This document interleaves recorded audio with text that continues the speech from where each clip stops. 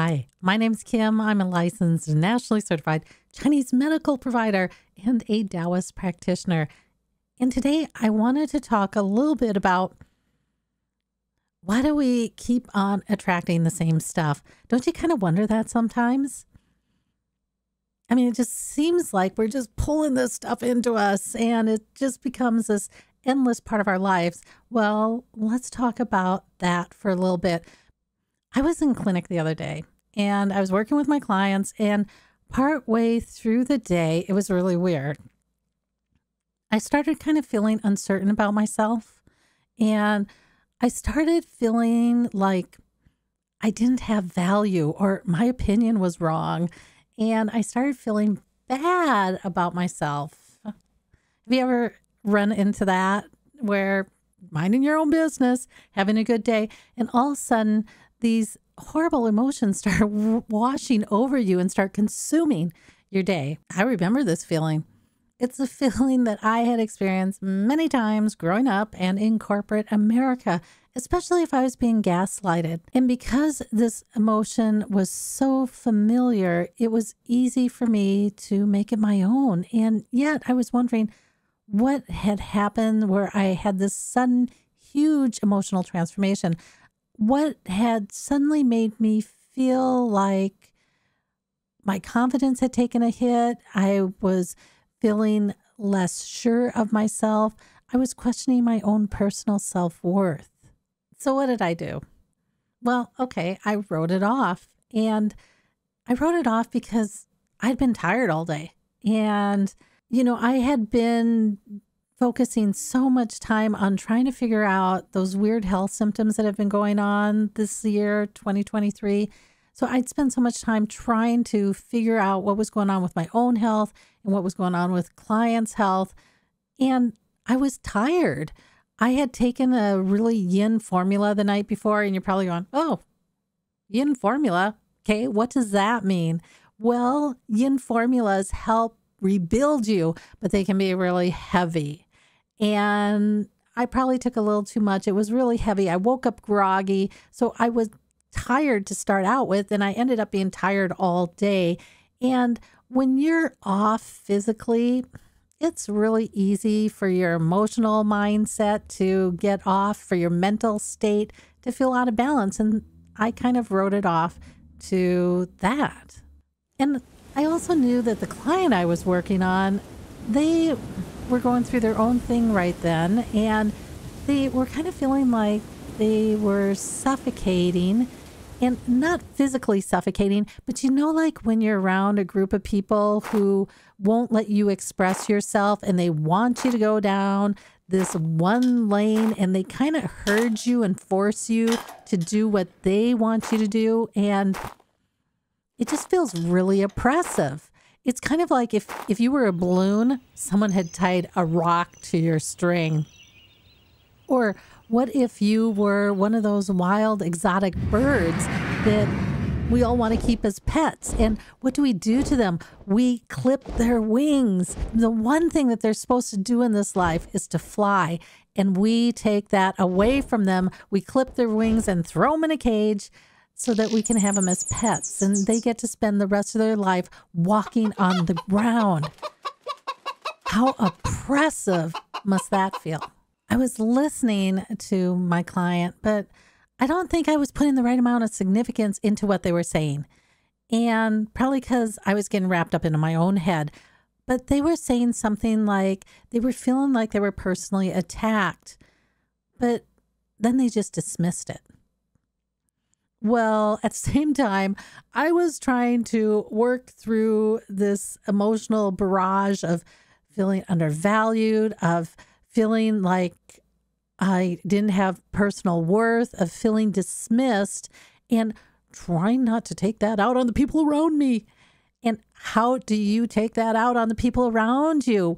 Well, when you're feeling undervalued, when you're feeling dismissed, when you're feeling like you don't have personal worth,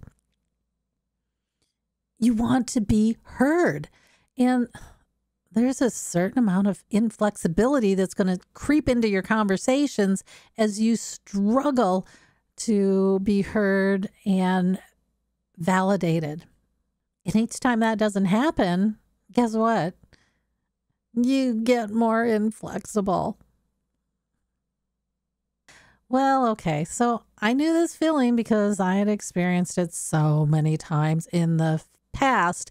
And I knew when I slipped into this ugly space, I just wanted to control the situation. I just wanted to direct it. I needed to be able to have input. I needed to be nurtured. I needed to be told it was okay. You know, I think about that movie, The Help. I think about that one statement. You remember that one statement when the mother has just been berating her little girl all the time? And Abilene Clark says, "You is kind. You is smart. You is important." That's what I needed. I needed Abilene Clark in my life. And then my client left, and the feelings slowly disappeared. The energy in the office cleared, and by the end of the next appointment, I was back to my usual emotional state. Empathy. The ability to understand another, the ability to walk a mile in someone else's shoes.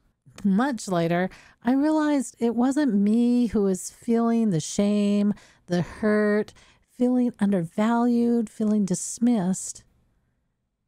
It was my client. Usually, I can separate my feelings from others, but there's times when I can't. Crowds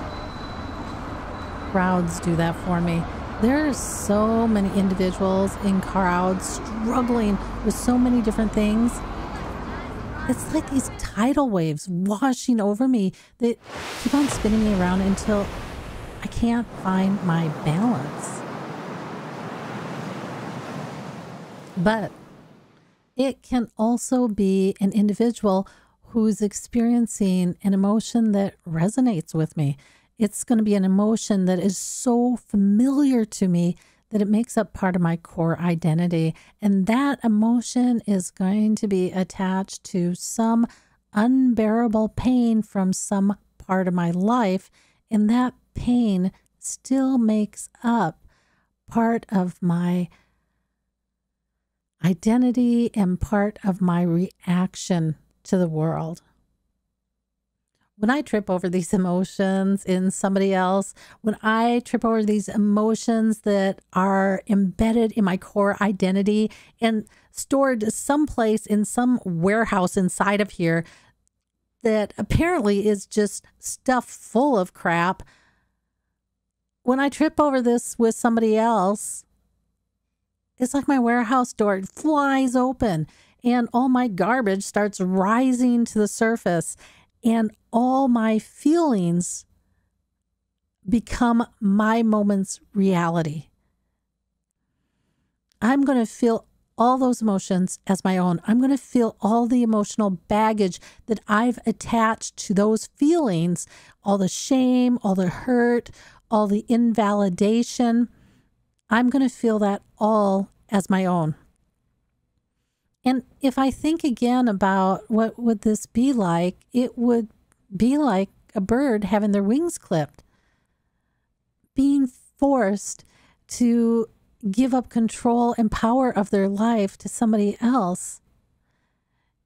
And yet there's one thing that's even worse about this, because when your wings are clipped, the problem is you start to believe that you can't fly. As the day wore on, I realized what happened, and I changed how I saw the world. And you know how they say that you attract energy to you? So you're like this magnet that is going to pull all this crappiness to you. Well, I wasn't pulling this energy to me. I tripped over it in another person, and another person had similar emotions to my emotions, and these emotions, they were wrapped around my own trauma and were so strong in me that they came flooding out of my warehouses. My overpacked, overstuffed warehouse exploded as I tried to stuff one more emotion into it. And I was surrounded by a piece of my past that was filled with this emotional ickiness. But we do that with good emotions too, right? We hear a song on the radio that we like and we're like, oh, wow, that feels really good. And I'm going to listen to it over and over and over again. And maybe I'm going to go out to Amazon and I'm going to buy it so I can listen to it so many times.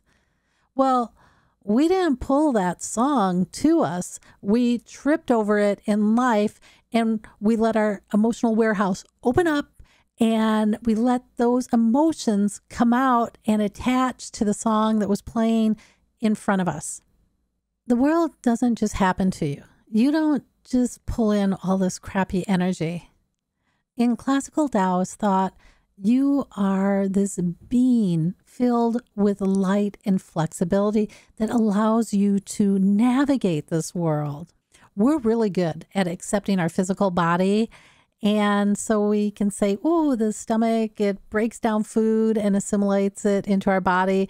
And the small intestine absorbs extra nutrients and assimilates that into the body. And if we eat too much sugar, we know we're going to get hypoglycemia and then diabetes. We're really good at accepting the physical body, but the emotional body, not so much so.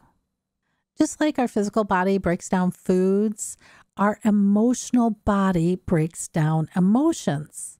When we consume too much of an emotion, just like when we consume too much sugar and the body stores the excess sugar, when we consume too much of an emotion, the emotional body will help store that in some warehouse in our body until we can use or release that emotion. When we get exposed to too much of the same emotion over and over and over again, our body keeps on storing it. And just like eating too much sugar, at some point in time, you're going to have too much of that emotion and you're not going to have any more room to store it. And it's going to come flying out of you in different emotional states. Everyone sees, feels, and hears the emotions of other people. You might ignore them or have become throwing up a wall so that you no longer acknowledge them.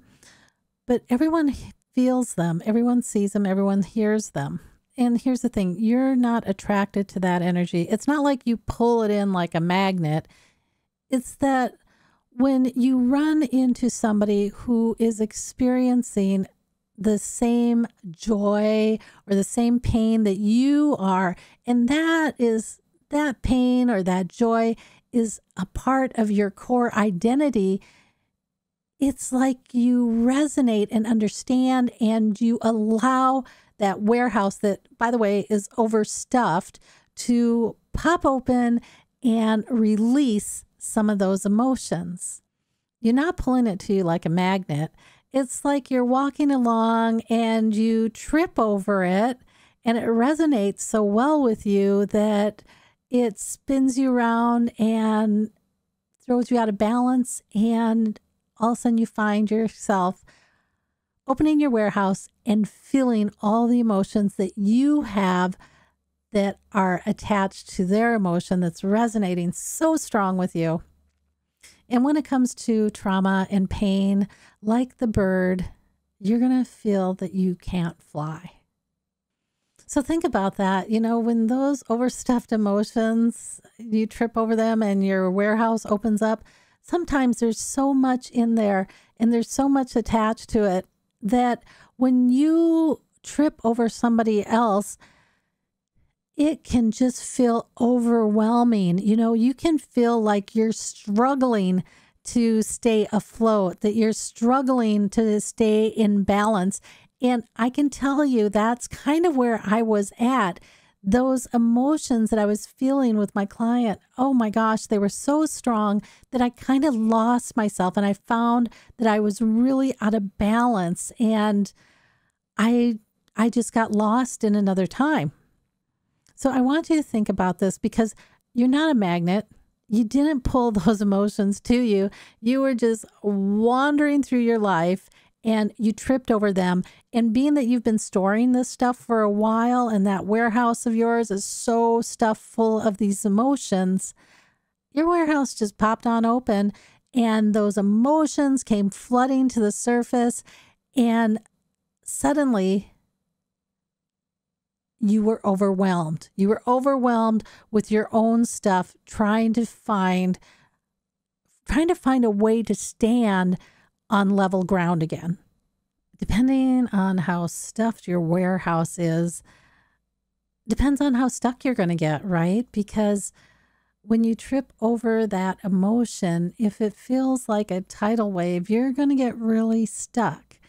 And as that tidal wave is flipping you around, your first reaction is to reach out and grab something to save yourself. What's the thing that you're going to grab onto first? You're going to grab onto more of this energy because that is the loudest thing in your head.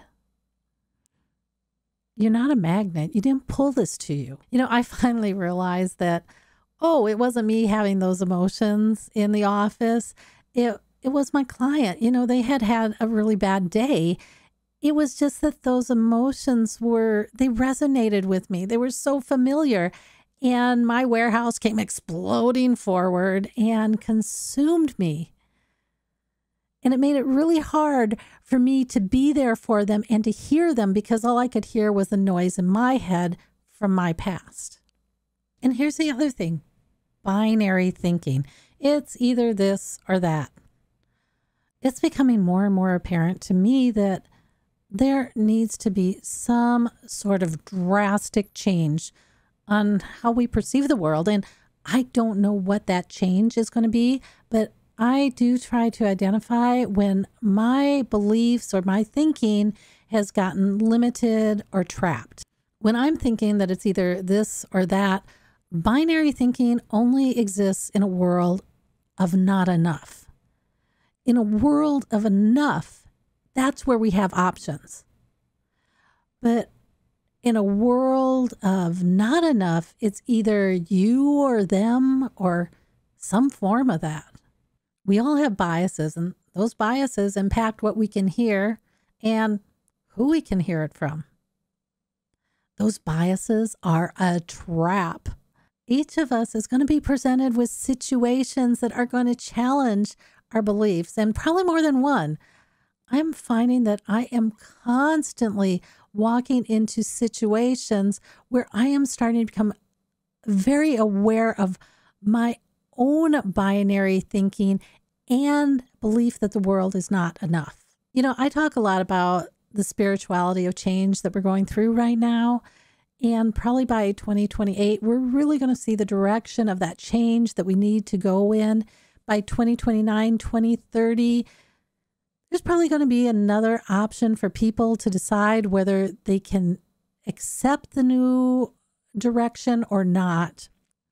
And I think part of coming to that decision is going to be coming face to face with your own binary thinking, because as long as we're in a world of not enough, we're not going to be able to come up with those really creative solutions that we're going to need in order to go forward.